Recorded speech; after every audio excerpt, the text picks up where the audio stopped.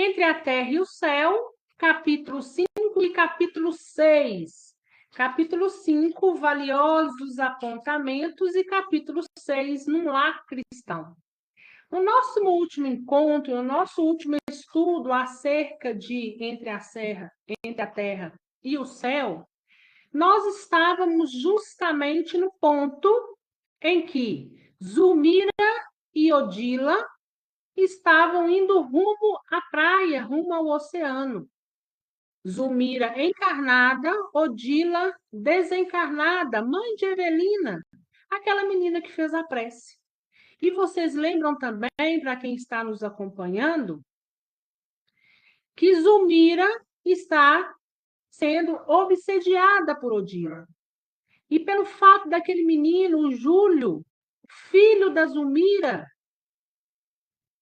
filho da Odila, que agora encontra-se desencarnada, ele desencarnou por afogamento, por imprudência da Zulmira, mas também nós sabemos que ele, em algum momento da sua evolução, ele atraiu esse destino para ele, uma vez que ele tinha sido suicida. E dentro do seu projeto reencarnatório, ele tinha essa fatalidade a passar, escolhida por ele mesmo.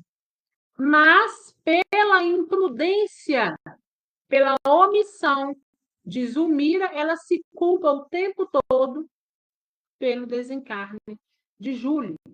Zulmira é casada com o pai de Evelina, e Odila é a primeira esposa já desencarnada.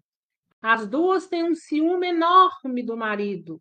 Então, cada uma está no mesmo padrão vibratório, tanto do ciúme quanto no baixar um pouco mais o padrão vibratório, devido a essa questão do remorso de Zulmira. Então, Odila consegue penetrar a mente e vampirizar de todas as formas possíveis. E Evelina está lá, num lar totalmente desequilibrado, pedindo ajuda dos nossos irmãos espirituais. E eles vêm e começam a esmiuçar o que pode ser feito, né? Então, nós terminamos o capítulo com Zulmira adormecida, mas o corpo espiritual desprendeu-se do corpo físico, ela encontra-se, então, com Odila, e as duas começam aí, né, de uma certa forma, travar uma discussão, mas ambas correm rumo ao mar, que foi o lugar onde Júlio desencarnou. Então, o capítulo 5, valiosos apontamentos, começa dizendo o seguinte, que eles alcançaram a orla do mar. Quando chegaram ali, era noite, né? E André Luiz conta que tinha uma movimentação enorme acontecendo ali. E olha que movimentação era essa. Desencarnados de várias procedências reencontravam amigos que ainda se demoravam na Terra, momentaneamente desligados do corpo pela anestesia do sono. Dentre esses, porém, salientava-se grande número de enfermos. Olha aqui que interessante, né? Naquela noite, da mesma forma que Zulmira desprendeu-se do corpo e foi parar lá por alguma razão, que a gente sabe qual é, né? Que é o remorso, o reviver a situação do Júlio. Quando eles chegam à praia, eles encontram inúmeros desencarnados. Desencarnados que encontravam amigos, desencarnados que estavam, ele fala, né? Que estava precisando de ajuda, por isso ele fala nos enfermos, nós vamos ver a seguir quais tipos de ajuda, mas ali, na beira daquela orla, eles conseguiam ver de tudo, um pouco de tudo, né? Não só as duas que tinham corrido para lá, mas uma multidão de gente, cada uma um encontro diferente. Um para somente rever um amigo, outro porque precisava estar ali por alguma razão. Então, eram encarnados encontrando desencarnados para várias situações diferentes. E ele fala que tinham anciãs, mulheres e crianças em muitos aspectos diferentes. que compareciam ali sustentado pelos braços de espíritos numerosos que os assistiam. Então, naquele momento do sono, eles estavam ali acompanhados por outros espíritos que os assistiam por alguma razão, para levá-los ao encontro de alguém ou para então ter alguma ajuda que estava sendo necessária. E ele fala que conversações edificantes aconteciam ali, mas ao mesmo tempo lamentos também aconteciam, né? E ele fala que serviços magnéticos de socorro urgente eram improvisados aqui e além. E o ar efetivamente confrontando ao que respirávamos na área da cidade era diverso. Né? Então, tinha pessoas ali de tudo em quanto é situação. Por isso que o ar era diverso, né? Ou seja, cada ponto o ar estava de uma forma, né? Aonde tinha pessoas que tinham pensamento mais denso, o ar estava mais denso. Onde tinha pessoas em estado de alegria encontrando os seus tão somente, os seus desencarnados, estavam em estado o ar estava no estado mais fluido, né? No fluido no sentido de mais leve. Então tinha várias, o ar ali, cada ponto estava de um jeito. Brisas refrescantes sopravam de longe, clareando princípios regeneradores e insuflando em nós delicioso bem-estar. O oceano é miraculoso reservatório de forças, né? Olha o que Clarencio diz. O oceano é um reservatório de força, um miraculoso reservatório de força, né? Porque a gente sabe que ali existe energias enormes. A água, o oceano, lembra? Tudo começa através das águas, através do oceano, todo o desenvolvimento. Por isso que é um ponto de força muito grande e muito importante. E Clarencio fala o seguinte: até aqui, muitos companheiros de nosso plano trazem os irmãos doentes, ainda ligados ao corpo da terra, de modo a receberem refazimento e repouso. Enfermeiros e amigos desencarnados desvelam-se na reconstituição das energias dos seus tutelados, qual acontece na montanha arborizada. A atmosfera marinha permanece impregnado por infinitos recursos de vitalidade de natureza. Então, ele está dizendo para a gente o seguinte, que lá, naquele ponto de força, muitos irmãos espirituais estavam levando os seus tutelados que estavam encarnados, mas adormecidos durante o sono físico, para ser tratado por alguma razão. E ele continua dizendo o seguinte, né? Que a beira do mar, aquela orla, a energia que vem do mar, é como a montanha arborizada, né? Também despende muita energia. O oxigênio sem mácula, casado às emanações do planeta, converte-se em precioso alimento de nossa organização espiritual, principalmente quando ainda nos achamos direto ou indiretamente associados aos fluidos da matéria mais densa.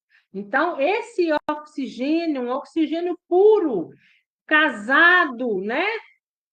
Agregado aí às emanações do planeta, ele fala que converte-se em precioso alimento para nos organizarmos espiritualmente. Então, sempre nós temos aí a espiritualidade amiga trabalhando. Veja bem, quando todo mundo está ali adormecido, todos que André Luiz está vendo ali, ou é encarnado, ou é desencarnado. Encarnado dormindo, mas a espiritualidade amiga trabalhando, né? Os tutores, os mentores trabalhando. Então, quando a gente vai na praia, a praia à noite, às vezes a praia pode estar deserta aos nossos olhos, mas ali está todo mundo, de uma certa forma, trabalhando ou pontos de encontro. Assim como nós marcamos os nossos encontros, né? Vamos encontrar em tal hora, em tal lugar, da mesma forma são os espíritos, né? Principalmente porque durante o sono físico, nós podemos visitar nossos amigos até mesmo de outras encarnações. Então, ali nós nos agrupamos e são pontos de muitas coisas, né? Para tratamento, para controle de felicidade, mas nós vamos continuar até mesmo de lamentação, como disse André Luiz. Passávamos agora na vizinhança de uma dama extremamente abatida, quase em decúbito dorsal à frente das águas, recolhendo o auxílio magnético de um benfeitor que se iluminava no serviço e na oração. Então, eles passavam agora próximo de uma residência bem em frente à praia, né? Bem em frente ao mar. Mas eles viram que ela estava recebendo auxílio magnético de um benfeitor, de uma entidade, de um espírito que estava ali ajudando ela. E Clarencio, né, deixou-os por momento, conversou com esse amigo e voltou afirmando para eles: trata-se de irmã do nosso círculo pessoal, assediada pelo câncer. Foi retirada do veículo físico através da hipnose, a fim de obter a assistência que lhe é necessária. Então, quando eles passam por esse senhor que está ali, de uma certa forma, ajudando essa irmã, é uma irmã encarnada que foi vítima do câncer, mas ela foi tirada do corpo físico através da hipnose. Ela ainda encontra-se encarnada, mas ele está ajudando no que pode. Só que mais abaixo nós vamos ver que o tratamento ao qual ele dá para ela é apenas um paliativo. Não tem mais, né? É o que se fazer. Então, André Luiz pergunta para Clarencio: esse tipo de tratamento pode sustar o desequilíbrio das células orgânicas? A doente conseguirá curar-se de modo positivo? Né? Então, o tratamento que estava fazendo ali seria eficaz?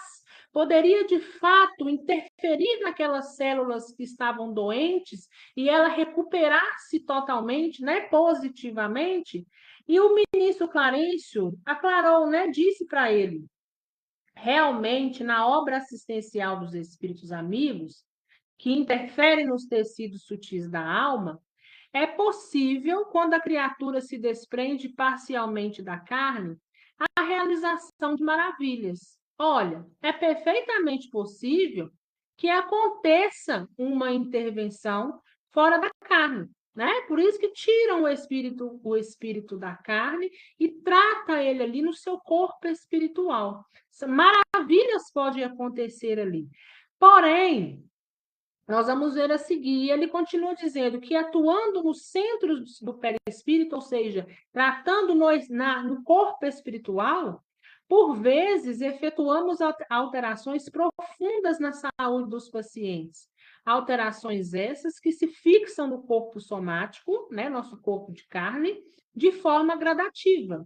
Grandes males são assim corrigidos, enormes renovações são assim realizadas. Mormente quando encontramos, né, principalmente quando encontramos o serviço da prece, na mente enriquecida pela fé transformadora, facilitando-nos a intervenção pela passividade construtiva do campo em que devemos operar. A tarefa de socorro concretiza verdadeiros milagres. Então, é possível, sim. E olha que ele fala, né? Que quando aquele encarnado, aquele espírito, está entregue aí no serviço da prece, ou seja, ele tem de uma certa forma a fé raciocinada, a fé viva. Isso facilita muito para que eles possam, então, trabalhar. Então, é perfeitamente possível que nós, quando dormimos, que o nosso corpo físico, nosso corpo espiritual desprende-se do corpo físico, nós podemos passar também por tratamentos. Quando a gente, à noite, né, acontece aí esse fenômeno de nos desprender do corpo físico, nós não vamos somente visitar familiares, nós não vamos somente nas cidades espirituais, cada um vai para um ponto, cada um vai para onde precisa, né? Então, às vezes, uns vão sim visitar seus familiares, voltam até inconsciente, talvez não lembrem, né? Outros voltam semi-consciente, outros conscientes, mas é fato que nós também somos dignos de misericórdia. misericórdia, e muitas das vezes essa misericórdia vem em tratamento a nós mesmos, trabalhando no nosso corpo espiritual. Nós sabemos que o nosso corpo espiritual comanda a nossa mente, que comanda o nosso corpo. Então, o nosso corpo espiritual precisa, de uma certa forma, estar bem para que o nosso corpo somático, o nosso corpo físico, possa também lograr êxito, né? Então, é isso que André Luiz vem nos dizendo, Clarencio vem nos explicando, né? Que tudo aquilo que é feito, as alterações profundas que é feita no paciente, elas vão fixando no nosso corpo físico de forma gradativa. O corpo físico é mantido pelo corpo espiritual, a cujos moldes se ajusta, e desse modo a influência sobre o organismo sutil é decisiva para o envoltório da carne em que a mente se manifesta. Nesse ponto das explicações, porém, o ministro, né, Clarencio, abanou a cabeça e disse a eles: nossa ação, contudo, está subordinada à lei que nos rege. No problema de nosso irmão, o concurso de nosso plano conseguirá tão somente angariar-lhe reconforto. A moléstia, em razão das provas que lhe assinalam o roteiro pessoal, atingiu insopitável extensão. Então, o tratamento que a espiritualidade, aquele mentor, aquele espírito está dispensando àquela irmã que está ali com câncer, será apenas paliativo, porque já atingiu, o câncer já atingiu uma extensão muito grande, né? E ele fala o seguinte, que vai trazer para ela apenas o reconforto, ou seja, vai dar a ela força para poder passar, para poder chegar até o ponto do desencarne. E André Luiz pergunta, né? Hilário pergunta. Hilário está junto com André Luiz, junto com o ministro Clarencio, nessa viagem, nessa empreitada na Terra, que foi a prece de Evelina, né? E ele pergunta, quer dizer que ela agora apenas se habilita à morte calma? Ou seja, quer dizer que agora não tem nada o que fazer, apenas reconfortá-la para o desencarne? E ele responde, justamente. Com a cooperação em curso, despertará no corpo desfalecente mais serena e mais confortada. Repetindo as excursões até aqui, noite a noite, habituar-se-á, com entendimento superior, à ideia da partida, transmitindo aos familiares resignação e coragem para o trânsito da separação. Então, veja bem, gente, quando nenhum de nós está sozinho. Quando estamos para reencarnar, não estamos sozinhos mesmo. Nós estamos sendo assistidos muito de perto. Então, veja bem, a gente acha que, nossa, mas que sofrimento é aquele? Deus esqueceu, não? Deus e Jesus, através da espiritualidade amiga, está ali presente. Está ali fazendo o possível para cada um. Então, o desligamento também já está sendo feito de forma gradual. Da mesma forma que ele está levando alento, está sendo feito um serviço paliativo para o corpo físico e espiritual, ele também está desligando gradualmente e ensinando, né? Fazendo com que tenham, não só ela, mas que transmita também aos familiares resignação e coragem, porque o momento da separação é chegado. E a gente sabe que diante do desencarne, ainda hoje, muitos sofrem demais. Muitos costumam até cair, porque não tem o aprendizado, não tem o ensinamento e o equilíbrio necessário para como se portar diante de determinada situação. E ele continua, aprenderá a contribuir com seu esforço no sentido de aliviar-lhes as aflições pela humildade que edificará dentro de si, mesmo pouco a pouco. Desligar-se-á da carne enfermiça, acentuando a luz interior da própria consciência, a fim de separar-se do ambiente que lhe é caro como quem encontra a morte física valiosa, na morte física, valiosa liberação para o serviço mais enobrecido. E assim, em algumas semanas, mostrar-se-á admiravelmente preparada ante o novo caminho. Né? Então, eles vão dar toda a assistência que ela precisa para que ela, em espírito, se recupere um pouco para, então, enfrentar o momento do desencarne. E olha como Deus é misericordioso. Ninguém está solto à própria sorte, né? Eles estão trabalhando incessantemente. E Clarencio silencia e continua. Então, ele fala que o assunto requisitava-me a novas observações, né? Então, isso é André Luiz. E André Luiz começa a falar. O ministro, porém, compreensivo, atalhou, né? Esclarecendo. Então, o ministro, dentro da compreensão dele, sabe da sede de aprendizado de André, né? Então, ele continuou esclarecendo. Já sei a tua conclusão. É isso mesmo. A enfermidade longa é uma bênção desconhecida entre os homens. Constitui precioso curso preparatório da alma para a grande libertação. Sem a moléstia dilatada, é muito difícil o êxito rápido no trabalho da morte. Então, veja bem, ainda que aos nossos olhos seja difícil, nós precisamos encarar as enfermidades longas, aqueles que padecem por um período muito grande, de ver essa doença do corpo físico como uma bênção, porque ali o aprendizado é enorme. Busca e consegue levar exatamente aquilo que na maioria das vezes está buscando. Não só uma reparação de um determinado ponto do perispírito, mas junto com ele, junto com a moléstia, vem então inúmeras outras qualidades que vai aprendendo então a ter em si e a sanar. A paciência é uma delas, a resignação, a humildade, né, diante dos acontecimentos. E o preparo, o desligamento gradual. Então, é muito difícil uma pessoa que está há muito tempo acamada, é muito difícil não ter socorro. Porque a espiritualidade já está ali trabalhando com ele há muito tempo. Então, quando fechar os olhos do corpo físico e abrir os olhos do corpo espiritual, ele vai se ver o quê? Amparado.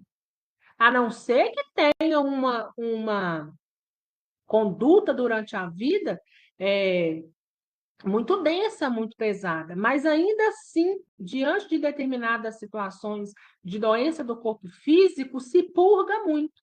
A gente sabe que uns nem com a doença aprende, né?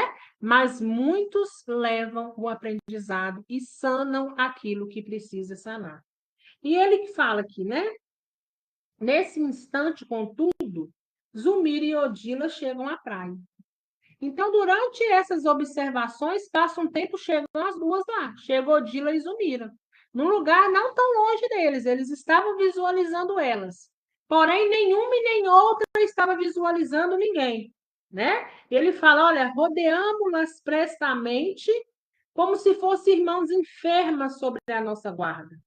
Mas nenhuma nem outra, né, estava aí, conseguiu nos identificar.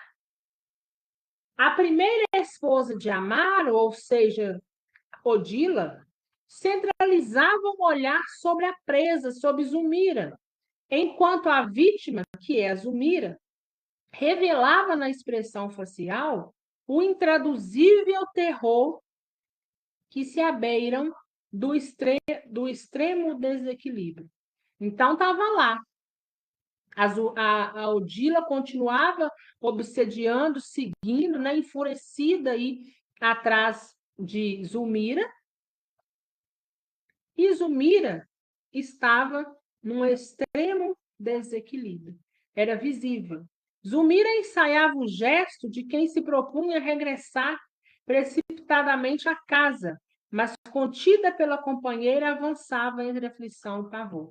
Então, Zulmira, a madrasta de Evelina, queria voltar para casa, mas Diante da obsessão de Odila, Odila prendia ele naquele cenário, né? De uma certa forma, estava querendo levá-la novamente a rever o seu ato. Então, vamos adiante.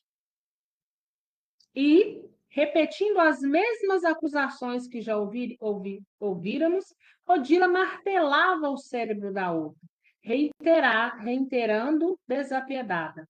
Recorda o crime, infeliz. Lembra-te da horrível manhã em que te fizeste assassina? Onde colocaste meu filho? Por que afogaste um inocente? E ela gritava, dizendo que não foi ela, que ela jurava que não foi, que Júlio foi tragado pelas ondas. E por que não velastes pela criança que meu marido levemente confiou às tuas mãos infiéis? Então as duas estavam ali, né? O tempo todo, Odila acusava Zulmira e queria saber cadê o filho e por que ela teve aquela atitude, e ela revendo o ato, dizendo não fui eu, ele caiu porque foi ele caiu, mas foi as ondas, eu não fiz nada, e as duas estão ali nesse impasse. Então, veja bem, gente, como a gente precisa ter discernimento diante dos nossos atos. Porque, às vezes, uma atitude impensada nossa, uma atitude de falta de sabedoria, de falta de discernimento, como Zulmira teve, de ter ciúme do marido em relação ao filho, pode nos levar a sérias consequências. Não só consequências no âmbito físico, mas também no âmbito espiritual.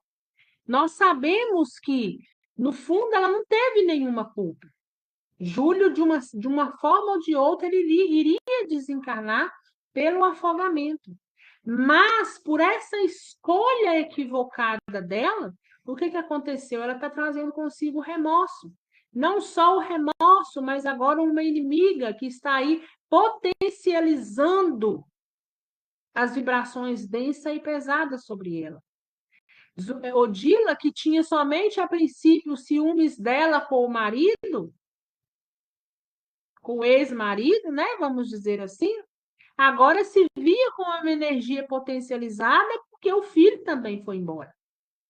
E Odila não tinha esse entendimento de que o filho desencarnara daquela forma porque estava dentro do seu projeto reencarnatório. Ela estava tão obcecada na vingança que ela não via mais nada. Ela não conseguia se atentar a nenhum fato, né? E Zulmira, enquanto isso, penava, padecia, estava ali com uma certa depressão em cima da cama, e a outra aproveitando da porta aberta para poder, então, obsediar ainda mais, vampirizar, sugar a energia, né?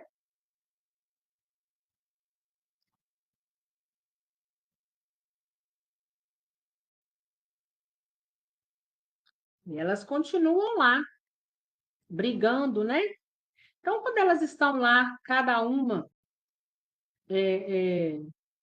discutindo sobre o acontecido com Júlio, nesse momento, ambas se achavam à frente de determinado nesga da praia.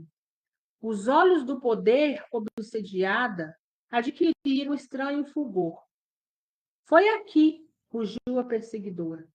Rudemente, aqui consumaste o sinistro plano de extinção da nossa felicidade. Qual se for atingida de secretos impulsos, a segunda mulher de Amaro desprendeu-se dos braços que a constrangiam e, penetrando as águas, clamava aflita por Júlio. Então, veja bem, Odila pega Zulmira espiritualmente. Espírito consegue tocar espírito, né? Então, o corpo físico está lá dormindo. Mas Zulmira, Odila conseguiu pegar ela e levar ela até um ponto da praia e falar: olha, foi aqui. Foi aqui que você assassinou meu filho. E aí, tomada por aquele impulso, tomada por aquela sensação, a Zulmira entra para a água dentro, como se quisesse resgatar Júlio. Odila, no entanto, perturbada e ensandecida, pôs-se-lhe no encalço, foi atrás dela. Sentindo-se a aproximação, Zulmira rodou sobre os calcanhares e disparou de volta no lar. Então, olha que perseguição, né? Que perseguição horrorosa. E André Luiz continua dizendo: acompanhamos as duas na competição a que se entregavam, sem perdê-las de vista, varando a casa, um continente, dando a ideia de que o corpo adormecido era poderoso magnete a atraí-la. Zulmira despertou, alagada de suor, conservando no seu cérebro de carne a impressão de que vagueara em terrível pesadelo. Então, Zulmira voltou, conseguiu voltar depressa e acordar no corpo físico. Mas ela veio trazendo resquícios, impressões de, nossa, tive um pesadelo. Tentou gritar, mas não conseguiu. Faleciam-se-lhe as forças em colapso nervoso insopitável. A dispneia castigava-lhe com violência, enquanto as coronárias se mostravam entumecidas. Clarencio aproximou, aplicou-lhe fluidos salutares e repousantes. Acalmou-se-lhe o coração vagarosamente, o campo circulatório tornou a feição normal. Foi então que a desventurada senhora conseguiu gemer, clamando por socorro. Então, olha só, né? O que acontecia ali. Eles conseguiram visualizar, conseguiram então perceber o que acontecia durante a noite. Todas as vezes que Zulmira saía do corpo físico, adormecia, ela encontrava-se então com Odila. E todas as vezes Odila queria reviver o ato, ou seja, jogar em cima dela mais energia pesada, mais energia de remorso.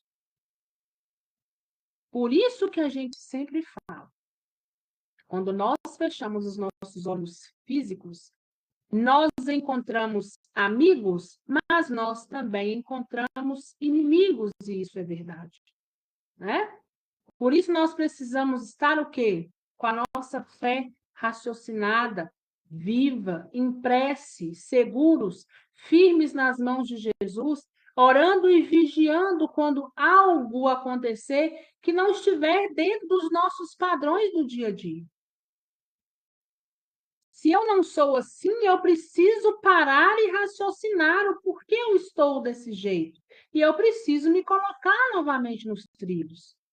E eu faço uma prece, eu elevo meu pensamento a Jesus, eu faço a minha reflexão, eu exercito a minha fé, para que eu possa atrair para mim bons espíritos. Porque só assim nós vamos aproximar de semelhantes, mas semelhantes positivos, né? Nós vamos agora para o capítulo 6. Num lar cristão. Propunhamos seguir o caso de Zulmira, não só para cooperar a favor de suas melhoras, mas para também registrar os ensinamentos possíveis. E solicitando a ajuda de Clarencio, dele ouvimos algumas ponderações. E olha o que Clarencio diz. Para auxiliar em processos dessa natureza, é preciso marchar para frente, andar para frente. Mas, para compreender o serviço que nos compete e avançar com segurança, é necessário voltar à retaguarda, armando-nos de lições que nos esclareçam. Então, o que Clarence está dizendo? Olha, a gente, para ajudar em determinados casos, principalmente em casos como esse, a gente precisa sempre ir olhando para frente, para a gente saber o que a gente vai decidir, o que a gente pode ajudar, onde a gente pode agir. Mas é verdade que para a gente poder entender, compreender e avançar com segurança, às vezes é necessário também darmos um passo atrás. E ele continua. Não sabíamos como interpretar-lhe a palavra. Isso é André Luiz dizendo, né? Eu não sabia como interpretar aquilo que Clarencio estava dizendo para nós. E depois de uma pausa, Clarencio continuou explicando para eles: olha, para realizarmos um estudo geral da situação, convém o contato com outros personagens do drama que se desenrolam. Então, será interessante nós visitarmos Júlio. O menino que desencarnou afogado. E André Luiz disse que seria um prazer e que se poderiam ir àquela hora mesmo. E o ministro disse para ele, nas responsabilidades que espossamos, nas responsabilidades que temos, não é aconselhável indagar por indagar. Ou seja, os espíritos são responsáveis, eles não vão ali somente ir até Júlio à toa e por ir, né? Indagar, perguntar por perguntar.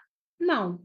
Eles iam procurar o objetivo, a utilidade e a colaboração no bem. E ele fala: olha, nós não nos achamos em férias, e sim em trabalho ativo. Pensou, pensou e disse: sei que amanhã à noite, Eulália, lembra de Eulália? Aquela que era, de uma certa forma, mentora de Evelina. Eulália virá à terra para acompanhar duas irmãs encarnadas para visitar os filhos que as precederam na grande viagem da morte e que se encontram no mesmo sítio em que Júlio se demora exilado. Então, olha lá, eles sabem que Eulália vai vir buscar duas encarnadas para levá-las até o mundo espiritual para poder rever seus filhos, né? Os filhos que foram embora, desencarnaram antes dela. Mães que vão visitar seus filhos.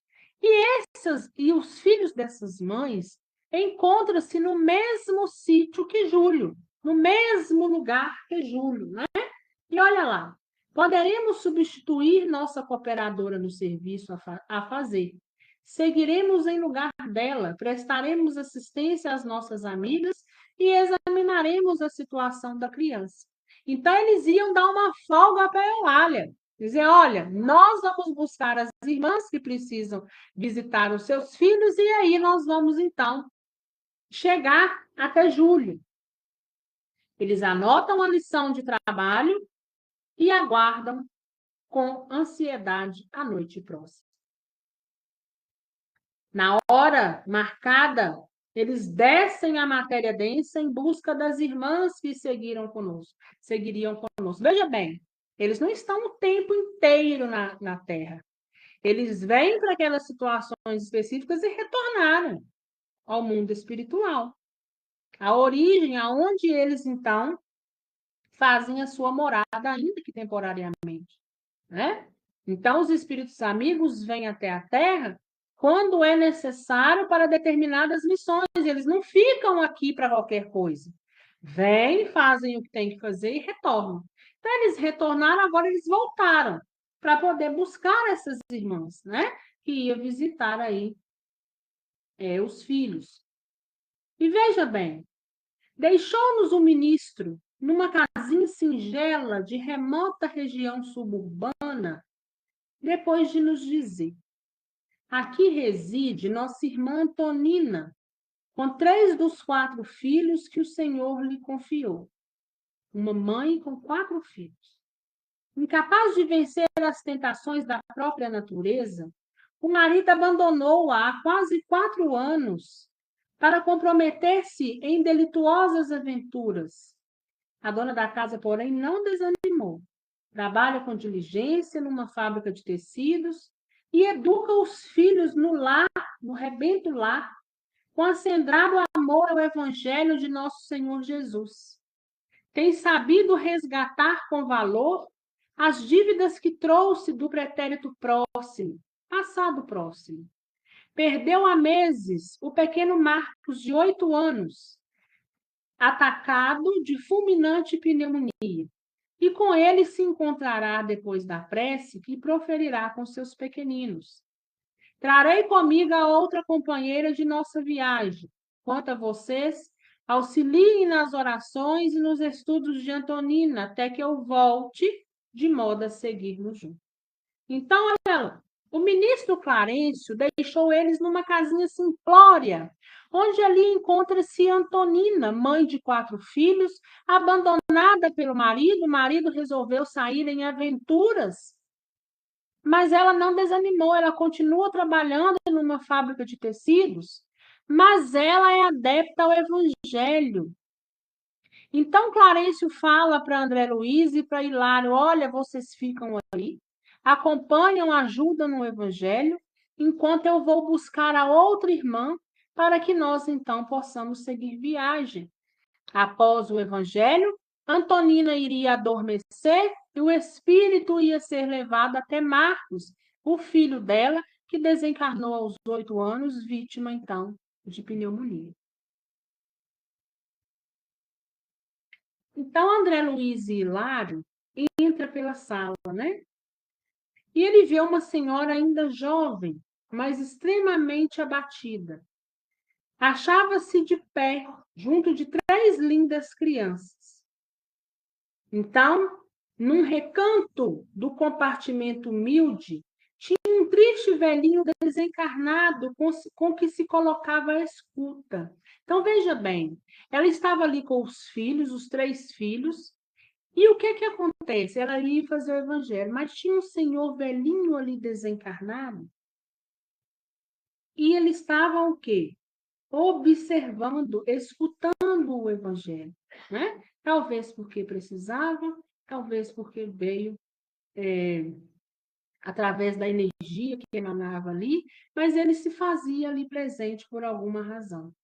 Então, Dona Antonina colocou a toalha alva, né, 2 copos com água pura, tomou um exemplar do Novo Testamento e sentou-se.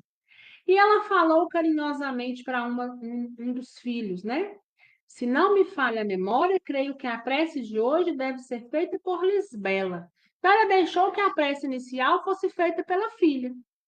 E a menininha levou as mãos ao rosto, apoiou os cotovelos e recitou. Ela recitou o Pai Nosso, né?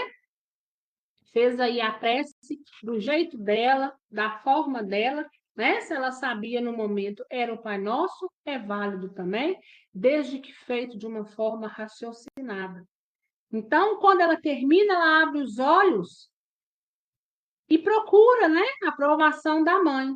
E Antonina, satisfeita, exclama para ela: você orou muito bem, minha filha. E agora, dividindo ali a atenção do evangelho, outro filho dela abriu, né, o evangelho para poder ler então a mensagem. A genitora, emocionada, leu os versículos 21 e 22 do capítulo 18 das anotações do apóstolo Mateus. E dizia exatamente o seguinte: então Pedro, aproximando-se dele, disse: Senhor, até quantas vezes pecará meu irmão contra mim e eu lhe perdoarei? Até 7? Jesus lhe disse: não te digo que até 7, mas até 70 vezes 7. Dona Antonina calou-se, como quem aguardasse a manifestação de curiosidade dos jovens aprendizes. O pequeno Henrique, iniciando a conversação, pergunta com simplicidade: Mãezinha, por que Jesus recomendava um perdão assim tão grande? Demonstrando vasto treinamento evangélico, a dona Antonina, né, a senhora, replicou. Então vamos lá, as considerações de Antonina diante o evangelho. Somos levados a crer, meus filhos, que o Divino Mestre, em nos ensinando a desculpar todas as faltas do próximo, inclinava-nos ao melhor processo de viver em paz. Quem não sabe desencilhar-se dos dissabores da vida, não pode separar-se do mal. Uma pessoa que esteja parada em lembranças desagradáveis caminha sempre com a irritação permanente. Imaginemos vocês na escola. Se não conseguirem esquecer os pequeninos aborrecimentos nos estudos, não poderão aproveitar as lições.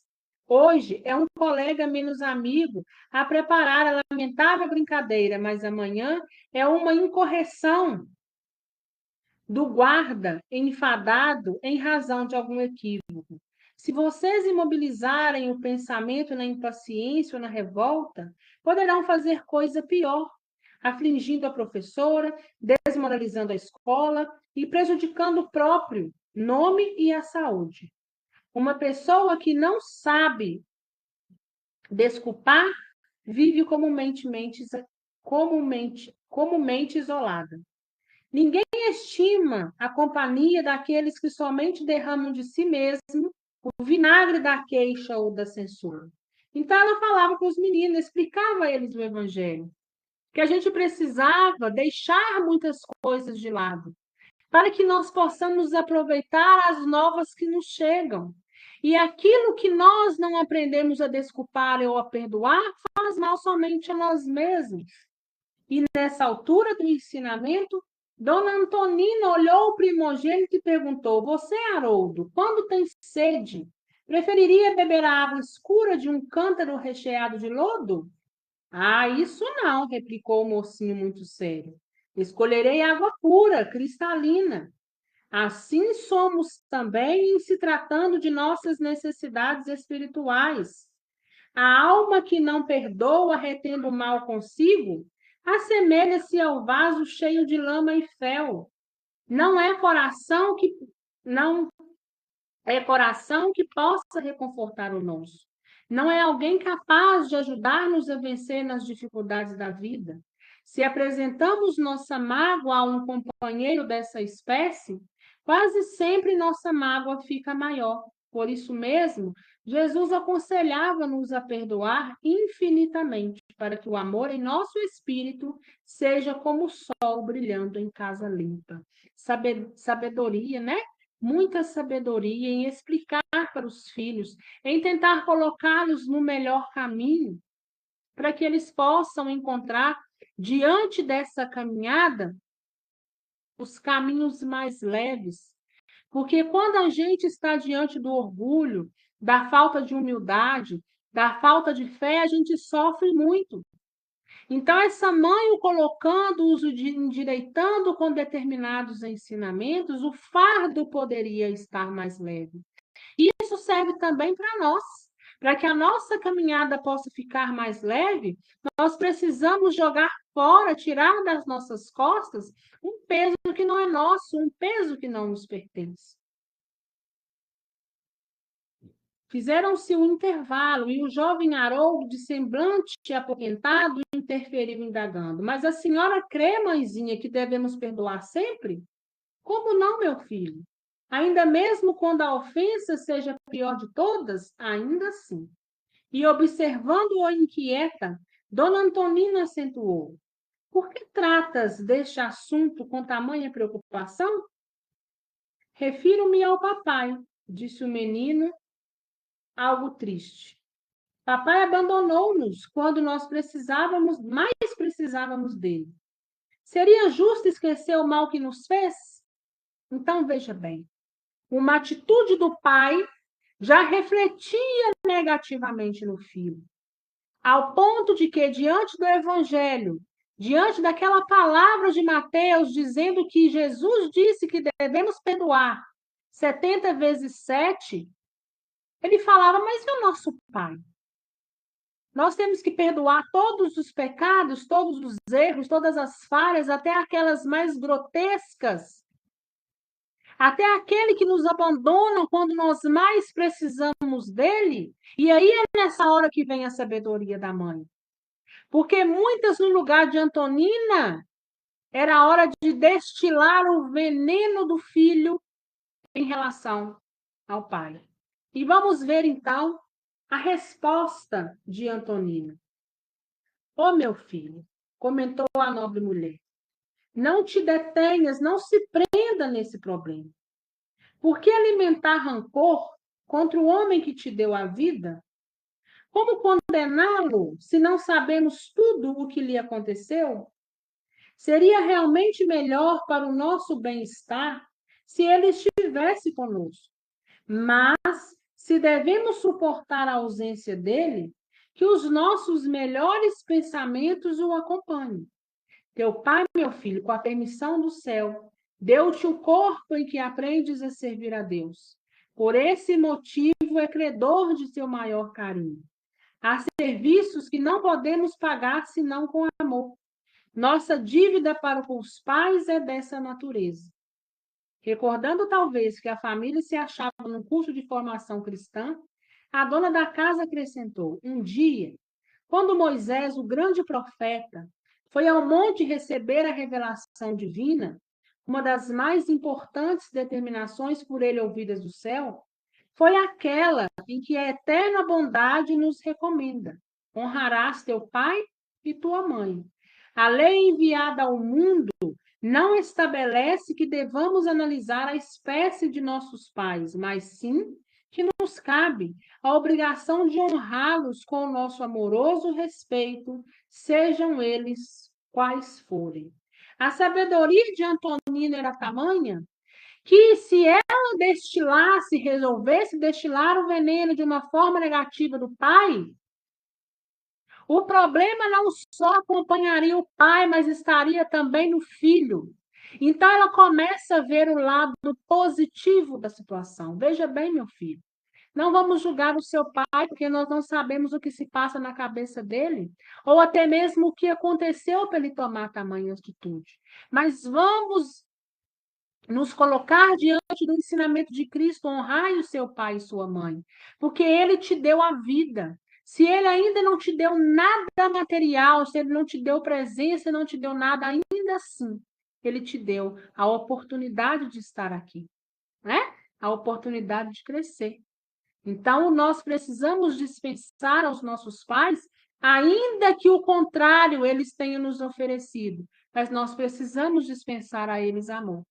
Se eu não consigo fazer isso no meu dia a dia e ter isso na minha conduta, que eu tenha para com ele o quê? Bons pensamentos, né?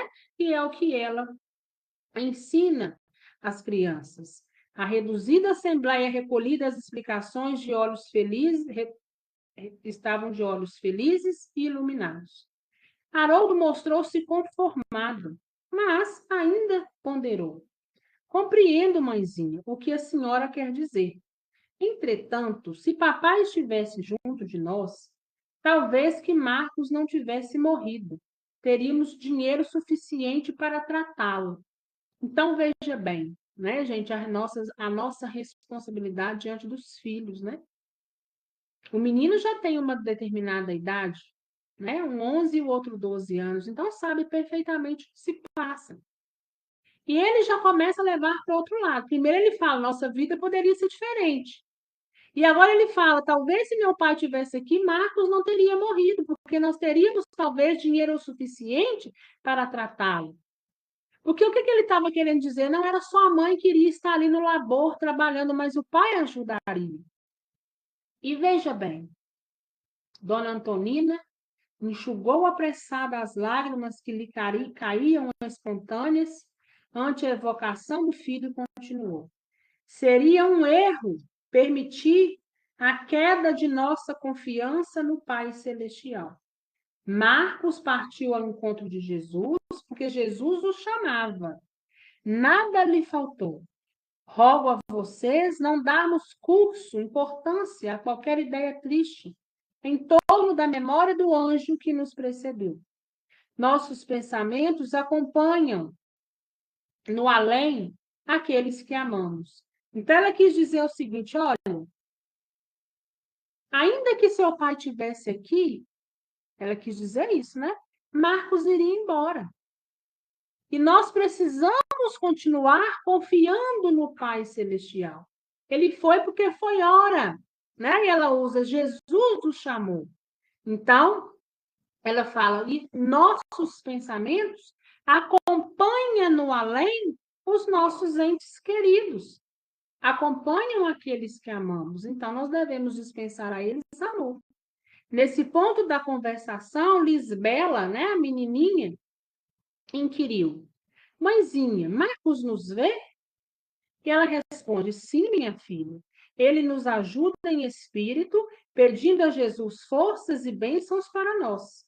Por nossa vez, devemos auxiliá-lo com as nossas preces e com as nossas melhores recordações. Dona Antonina, porém, apareceu asfixiada por enorme saudade. Enquanto os meninos comentavam com interesse os ensinamentos da noite, demorava-se absorta, mentalizando a imagem do pequenino. Quando o relógio assinalou o fim do culto, solicitou a Henrique que fizesse a oração de encerramento. O pequeno repetiu a prece dominical, rogando ao Senhor que abençoasse a mãezinha, e o trabalho terminou. A dona da casa repartiu com os pequenos alguns cálices da água cristalina que Hilário e eu magnetizáramos, e logo após, pensativa e saudosa, retirou-se com os filhinhos para a câmara em que se recolheriam todos juntos. Então, após aquele evangelho, todos se retiraram, né, para então ir de encontro ao sono, ao descanso do corpo físico. Assim, nós terminamos nosso estudo de hoje aprendendo grandes lições, principalmente nos levando a refletir sobre os nossos atos. Será que nós estamos preparados? Que o nosso coração está preparado, como o coração de Antonina?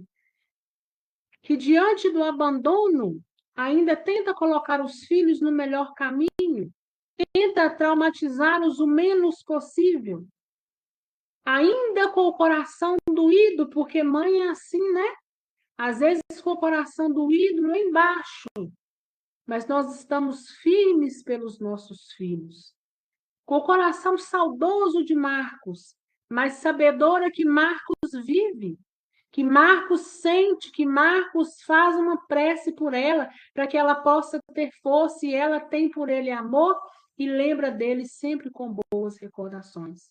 Que nós possamos desenvolver em nós a sabedoria de Antonina, para que nós possamos trilhar o bom caminho e ajudar aqueles que estão em nossa volta a ter discernimento diante dos atos e utilizar-se do livre-arbítrio da melhor maneira possível. Alguma dúvida, gente?